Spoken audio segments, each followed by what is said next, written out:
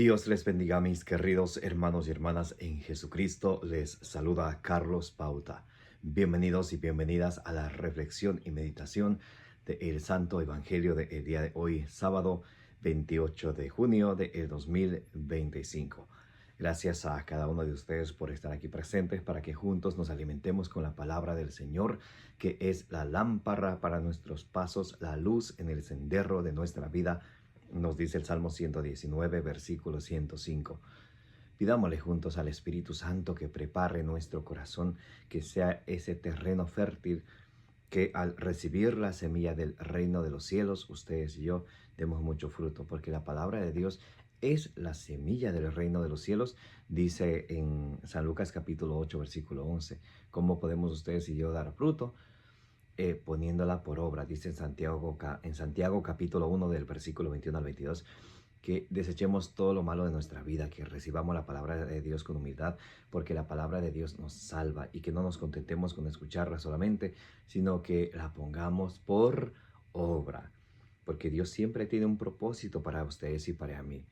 Isaías capítulo 55, versículo 11 dice la palabra de Dios que cuando Dios envía su palabra hacia nosotros, no regresa a Él vacía, sin antes hacer aquello que Dios quiere que haga en ustedes y en mí. Comencemos en el nombre del Padre, y del Hijo, y del Espíritu Santo. Oremos juntos. Repitan conmigo. Santo y divino Espíritu de Dios, destruye en mí toda pereza espiritual, toda indiferencia, toda tiniebla de confusión, toda distracción. Lléname plenamente de tu luz, de tu sabiduría, de tu conocimiento, de tu inteligencia, de tus dones, para que al recibir la palabra de Dios no me contente con escucharla, sino que la ponga por obra y perseverando en ella, alcance la salvación.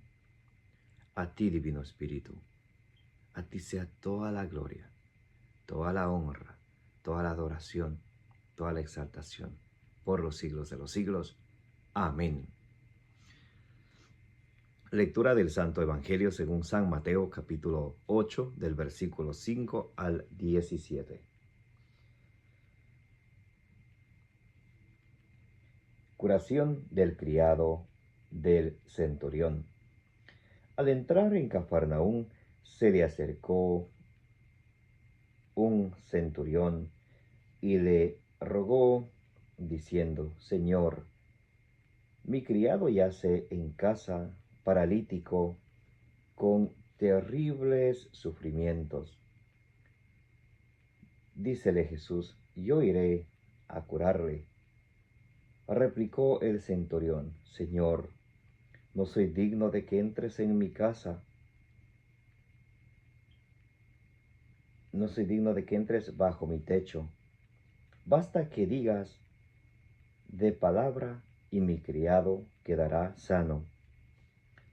Porque también yo soy un subalterno, tengo soldados a mis órdenes, y digo a este: vete, y va, y a otro: ven, y viene, y a mi siervo: haz esto, y lo hace.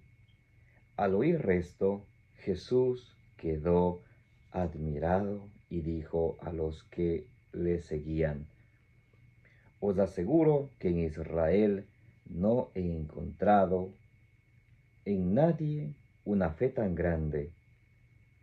Y os lo digo, que vendrán muchos de oriente y occidente, y se pondrán a la mesa con Abraham, Isaac y Jacob en el reino de los cielos, mientras que los hijos del reino serán echados a las tinieblas de fuera.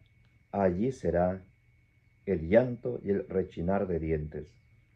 Y dijo Jesús al centurión: anda, que te suceda como has creído. Y en aquella hora sanó el criado. Al llegar Jesús a casa de Pedro, vio a la suegra de éste en cama con fiebre. Le tocó la mano, y la fiebre la dejó, y se levantó y se puso a servirle. Al atardecer le trajeron muchos endemoniados. Él expulsó a los espíritus con una palabra y curó a todos los enfermos, para que se cumpliera lo dicho por el profeta Isaías. Él tomó nuestras flaquezas y cargó con nuestras enfermedades. Palabra del Señor, gloria a ti, Señor Jesús. Mis amados hermanos y hermanas, bienvenidos y bienvenidas. Hoy estamos leyendo el Santo Evangelio según San Mateo capítulo 5 del versículo, San Mateo capítulo 8 del versículo 5 al 17. Vemos la curación del criado del centurión, vemos la curación de la suegra de Pedro, también vemos a numerosas curaciones que el Señor en su infinito amor y misericordia lo hace. En el Salmo 30, versículo 9 dice: clamé, pedí piedad a ti, clamé, Señor, y me escuchaste. A ti. Y eso es lo que tenemos que pedir siempre, pedirle piedad, misericordia al Señor. Este centurión era un pagano. Y él, dice Jesús, incluso tenía más fe de aquellos que estaban con él.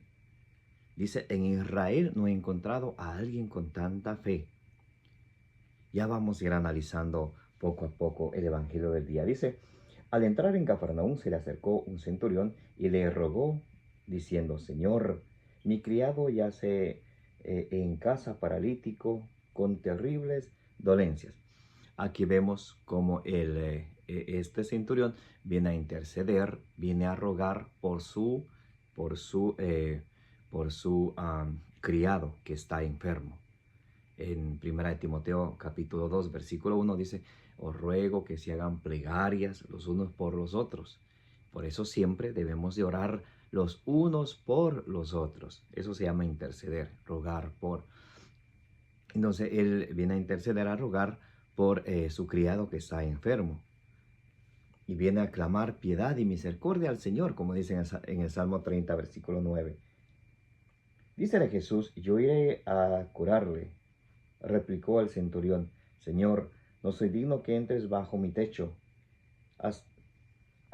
Basta que lo digas de palabra y mi siervo quedará sano. No soy digno de que entres en mi casa, pero una palabra tuya bastará para sanarme. Cuando decimos eso en la misa, él es pagano, este centurión, y dice: no soy digno de que vengas, pero tan solo di una palabra y mi siervo sanará. Y él le dice: yo también soy un jefe, y doy a órdenes, y digo a este: ven, viene, si digo al otro: ve y va, si digo a mi criado: haz esto, y lo hace. Y Jesús se admira por tan grande fe. Este centurión es el jefe de los que están al mando de él. Jesús es el Rey del universo, a quien ustedes y yo debemos de escuchar, debemos de obedecer. En el Evangelio según San Mateo capítulo 7, versículo 21, dice el Señor: no todo el que me diga Señor, Señor, te entrará en el reino de los cielos, sino el que haga la voluntad de mi Padre.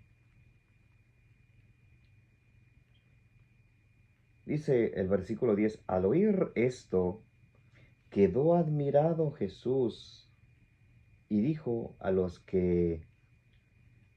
Al oír esto, Jesús quedó admirado y dijo a los que le seguían.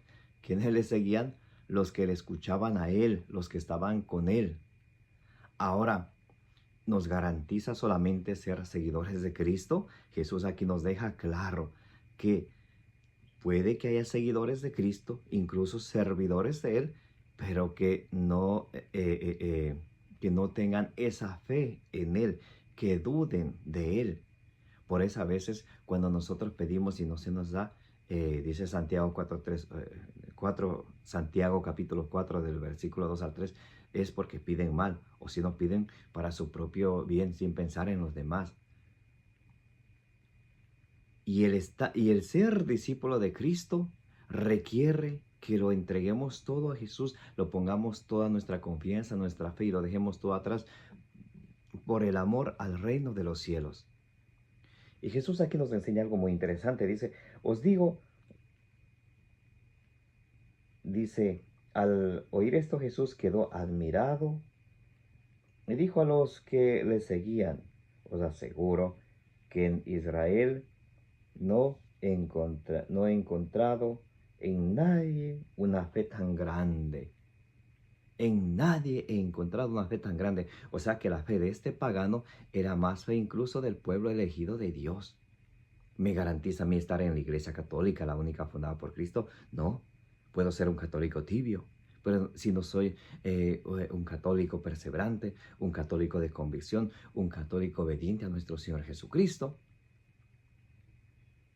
Puedo que sea un católico que hable de Dios, pero con mis obras le niegue, como dice en Tito 1:16. No he visto en Israel una fe tan grande. El poder de la fe.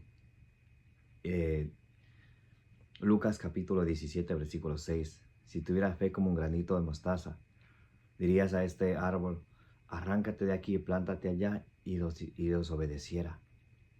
Eso es lo que hace la fe. ¿Qué es la fe? Hebreos 11:1. La fe es creer en lo que no se ve, es tener la certeza de lo que se espera. Por eso en Marcos 11:24 dice el Señor, lo que pidan, pidan con fe. Crean que ya lo han recibido y lo obtendrán sin dudar en su corazón. Eso es tener fe.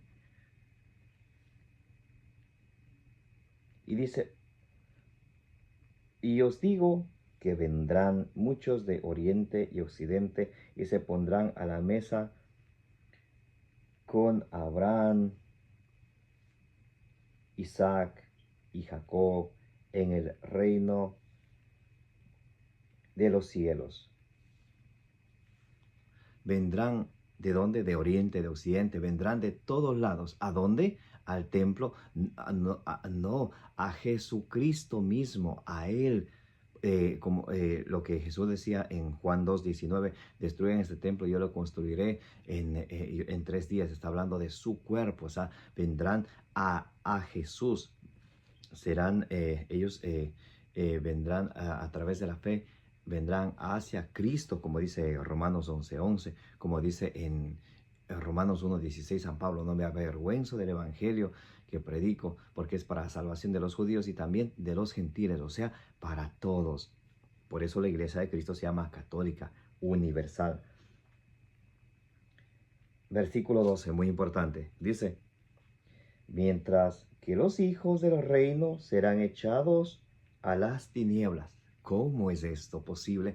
Que los discípulos de Cristo, que los que incluso son miembros de su iglesia, podrían ser rechados fuera.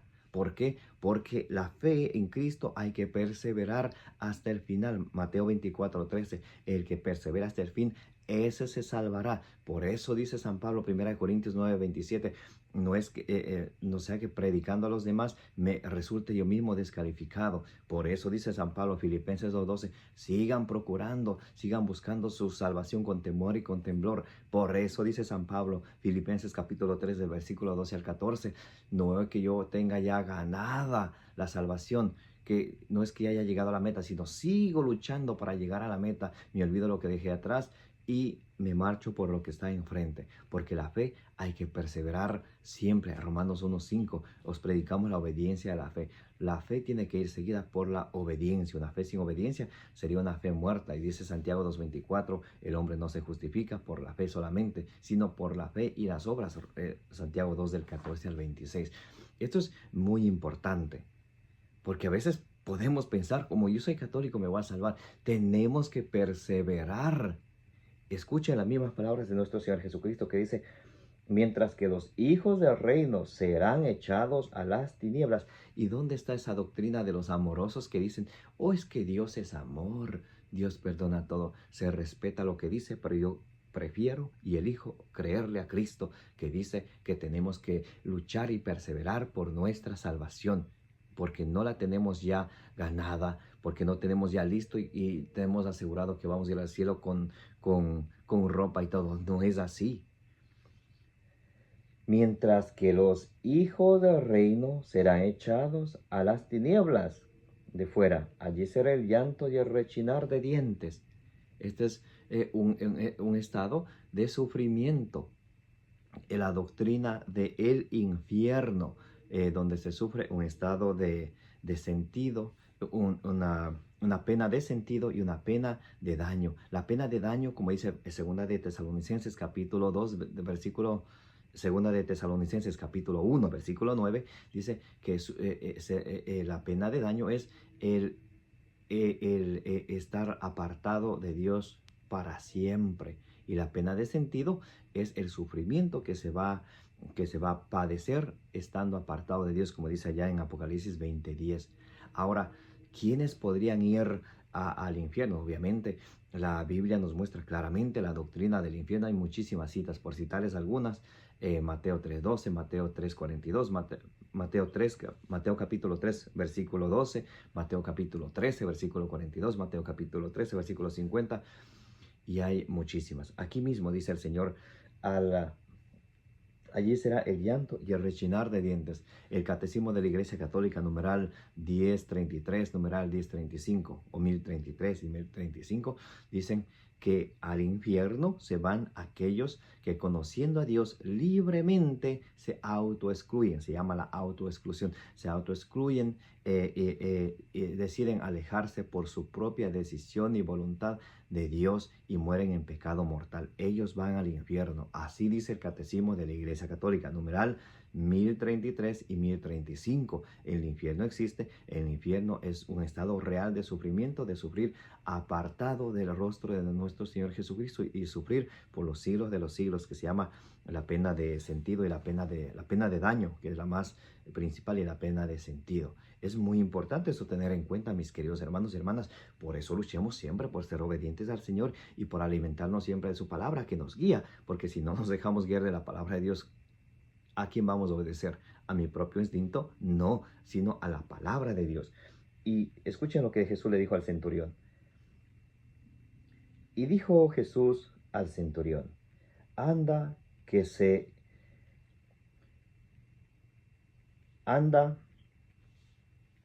te suceda como has creído. Ahí está el detalle. Que te suceda como has creído. Porque a mí parece que Dios no me escuchara? Porque a veces dudamos, y muchas veces dudamos porque no hay esa sintonía en lo que pienso, en lo que hablo, en lo que siento, en lo que creo, sino más bien estoy hablando una cosa, pensando otra cosa, sintiendo otra cosa, y no hay esa sintonía. No tengo la fe en Cristo. O número uno. Y número dos, porque pienso que yo puedo pedirle solo a Dios. No, mis hermanos, tengo que pedir la ayuda del Espíritu Santo.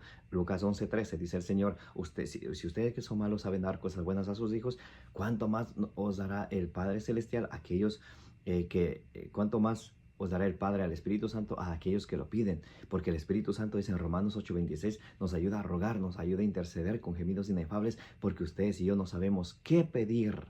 Por eso necesitamos la ayuda del Espíritu Santo, que nos ayude a pedir, que nos enseñe lo que Jesucristo nos enseñó, que nos lleve hacia la verdad plena, para que ustedes y yo sepamos pedir conforme a lo que es la voluntad de Dios.